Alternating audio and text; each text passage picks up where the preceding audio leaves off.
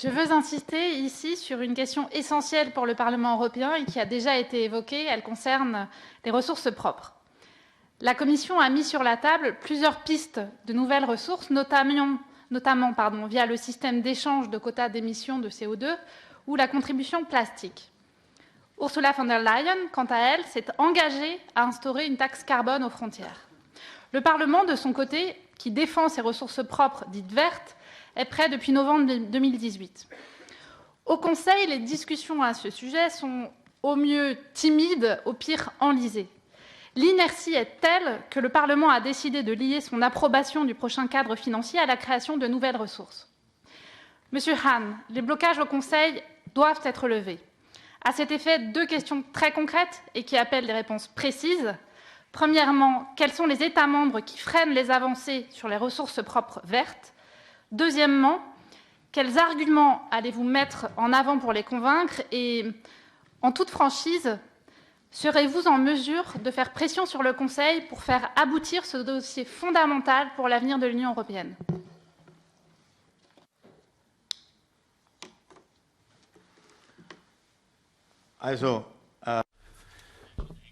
Alors, comme je l'ai dit en répondant à la première question, je crois, il y a un certain nombre de propositions déjà pour de nouvelles ressources propres. Et les discussions politiques ont déjà bien avancé sur ces propositions. Il y a d'abord la redevance ou l'impôt sur les sacs plastiques. Et je crois que là, on peut parler d'un accord général. Je crois qu'il y a encore un pays qui hésite un petit peu, la Pologne, si mes informations sont exactes, mais je crois qu'on devrait pouvoir surmonter cet obstacle. Deuxième ressource propre, une part plus importante des enchères déjà existantes dans le cadre du régime d'échange des droits d'émission, l'ETS. Là aussi, les discussions ont bien avancé. Et puis, il y a l'idée très concrète d'un régime ETS qui serait élargi à de nouveaux secteurs, l'aviation ou les transports maritimes. Là aussi, sur la base des informations dont je dispose, je crois pouvoir dire qu'il y a une grande ouverture au Conseil. Il en est très différent pour le CCTP. Donc l'idée d'une redevance ou d'une taxe sur les entreprises multinationales, sur leurs bénéfices, plus précisément. Là, il y a une réticence importante de la part de certains États membres. Sur ce point-là, je pense que nous devrons faire une nouvelle proposition à l'avenir. Et Madame von der Leyen, la présidente élue, a parlé d'une taxe sur le carbone transfrontalière. Ça, c'est quelque chose qui, a priori, suscite une certaine ouverture, mais il faudra encore réfléchir à la manière de rendre tout cela opérationnel. Pour résumer, à court terme, ce qui est le plus réaliste et le plus concret, c'est la taxe sur les sacs plastiques et tout le secteur de l'ETS. Merci. Question de suivi? Je vous remercie. Pardonnez-moi, mais vous ne répondez pas à mes questions, Monsieur Hahn. Vous avez cité la Pologne. Très bien. Sans doute que d'autres États membres freinent sur ces questions et c'est important aussi qu'on fasse la lumière sur les rapports de force en la matière. Je le rappelle, vous l'avez souligné dans votre propos introductif, la position du Parlement est ferme et sans équivoque. Nous ne donnerons pas notre accord sur le prochain cadre financier sans l'introduction de nouvelles ressources propres. Dans le cas d'un blocage, faute de considération à l'égard du Parlement, le déclenchement d'un plan de contingence prolongeant les bases légales des programmes, c'est-à-dire les textes, serait indispensable pour protéger les bénéficiaires. Nous vous avons interrogé à ce sujet par écrit et votre réponse n'était pas convaincante. Aussi, je vous pose la question suivante. Pouvez-vous nous garantir aujourd'hui que vous présenterez un tel plan pour prolonger les programmes? Et je ne vous parle pas de l'article 312, paragraphe 4 du TFUE.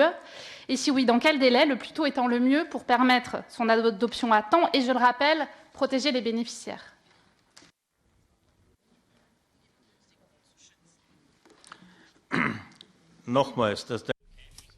une fois de plus, et qu'il n'y ait pas de malentendu.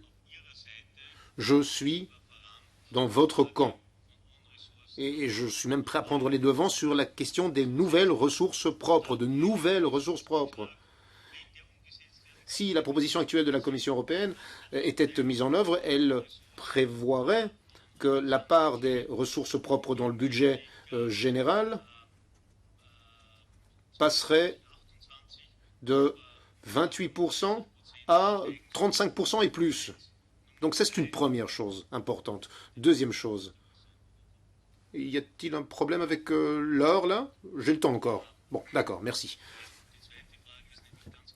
Parce que cette deuxième question que je voudrais évoquer est vraiment très très importante.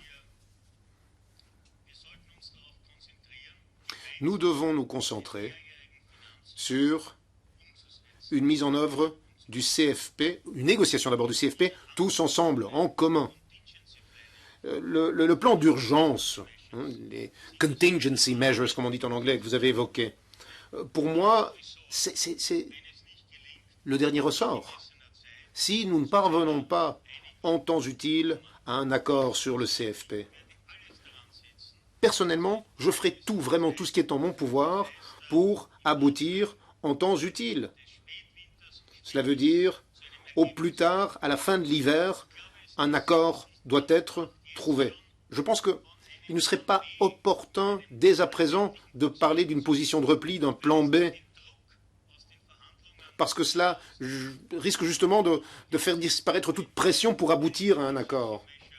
Et n'oublions pas que si nous faisons une proposition de mesure d'urgence, de contingency measure, nous activons tout le cirque institutionnel, pardonnez-moi, tout le cycle institutionnel, avec le Parlement et le Conseil qui devront à nouveau prendre position là-dessus.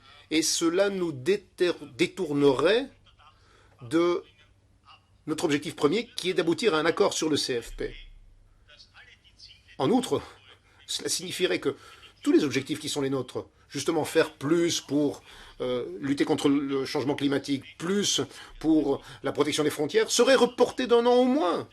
Alors, s'il vous plaît, et je suis à vos côtés, je suis dans votre camp, concentrons tous nos efforts pour aboutir à un accord sur ce CFP. Et ce n'est vraiment qu'en dernière instance qu'on